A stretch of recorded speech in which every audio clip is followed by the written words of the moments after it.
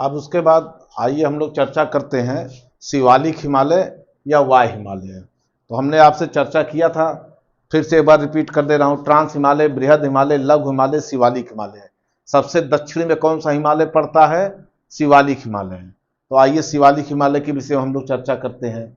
देखिए, शिवालिक हिमालय या वाय हिमालय, इसको आप लोग ध्यान से देखिएगा। इसका विस्तार, सबसे पहले आइए विस्तार की बात करते हैं। इसका विस्तार कहाँ से कहाँ तक था? तो इसका विस्तार जो है पाकिस्तान के पोटवार बेसिन, देखिए पाकिस्तान के पोटवार बेसिन से लेके पूर्व में असम के दिहांग तक है। पाकिस्तान या यही यही एरिया होगा पाकिस्तान का पोटवार बेसिन। हाँ, इसको आप लोग मैप में देख लीजिएगा, मैं मैप में बताऊंगा अभी बाद में। तो पाकिस्तान का पोटवार बेसिन यहाँ पे है, ये देखिए यहीं पे। और असम का दिहांग क्षेत्र देखिए ये है यहाँ पे, ये असम का क्षेत्र है। ये ऐसे घूम करके आया है, देखिए दिहांग क्षेत्र, देखिए ये दिहांग क्षेत्र, ये दिहांग क्षेत्र है। तो इसका विस्तार क्या है? पाकिस्तान के पोटवार बेसिन से लेके पूर्व में असम के दिहांग तक है।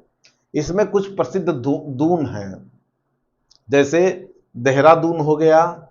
देहरादून का नाम आप लोग जानते ही, उत्तराखंड का एक जिला है। देहरादून हो गया। उसी प्रकार से कोटली दून हो गया। कोटली दून, देहरादून और पाटली दून, ये तीन प्रमुख दून। ऐसे तो दून बहुत हैं, लेकिन ये तीन प्रमुख दून है जहां से परीक्षा में प्रश्न पूछा जाता है। देहरादून, कोटली दून, पाटली दून। इसका एक अन्य नाम है जो है शिवालिक हिमालय का, नवीन हिमालय। शिवालिक हिमालय को चाहे वाय हिमालय भी कह सकते हैं, चाहे शिवालिक हिमालय भी कह सकते हैं, और चाहे नवीन हिमालय कह सकते हैं। क्यों? क्योंकि सबसे पहले हिमालय का निर्माण हुआ था। सबसे प्राचीन हिमालय कौन सा है? ट्रांस हिमालय है। उसके बाद जो है, उसके बाद किस हिमालय का निर्माण हुआ? बृहद हिमालय का निर्माण हुआ। फिर उसके बाद लघु हिमालय, चाहे मध्य हिमालय कह सकते हैं, लघु हिमालय का निर्माण हुआ। उसके बाद जो है शिवालिक हिमालय का निर्माण हुआ। तो सबसे लास्ट में शिवालिक हिमालय का निर्माण हुआ, इसीलिए इसको नवीन हिमालय भी कहते हैं, या इसको सबसे वाय हिमालय भी कहते हैं। तो आप लोगों को क्लियर हो गया होगा।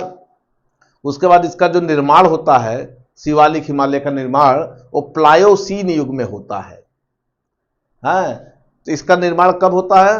प्लायोसीन युग में होता है। इसकी ऊंचाई की चर्चा ये कर लेते हैं। ये जो है 900 से 1100 मीटर इसकी ऊंचाई है।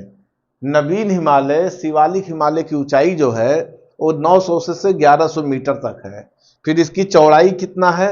चौड़ाई इसका जो है 10 से 50 किलोमीटर तक है। तो इस प्रकार से आपको जितने भी महत्वपूर्ण तथ्य हैं जो परीक्षा ओरिएंटेड हैं, जो फैक्ट्स हैं, उनकी जानकारी मैंने आपको दे दिया।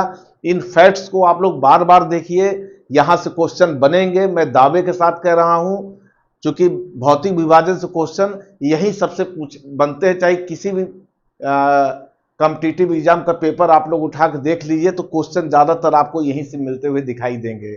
इसलिए आप लोग इसको बहुत ध्यान से सुनिएगा। इसके बाद जो अगला जो वीडियो मैं बनाऊंगा वो भारत के मैदानों के विषय में चर्चा करेंगे। अभी केवल हमने हिमालय पर्वत के विषय में चर्चा किया, फिर मैदानों के विषय में चर्चा करेंगे। इसके बाद जो है फिर हम पर्वत और चोटियों के विषय में चर्चा करेंगे। तो जब हम पर्वत और चोटियों के विषय में चर्चा करेंगे, तो पूरा जो है जम्मू कश्मीर से लेकर दक्षिण भारत तक जितनी पर्वत चोटियां हैं, उनका सारी पर्वत चोटियों का हम लोग क्रमवार अध्ययन करेंगे। और जो भी महत्वपूर्ण पर्वत चोटियां हैं, उनको जो है फार्मूला भी उनका बताया जाएगा, ताकि आपको बहुत ही आसान तरीके से याद हो सके जो है, और परीक्षा में ज़्यादा से ज़्यादा आपका क्वेश्चन सही हो, गलत होने की संभावना कम हो। धन्यवाद।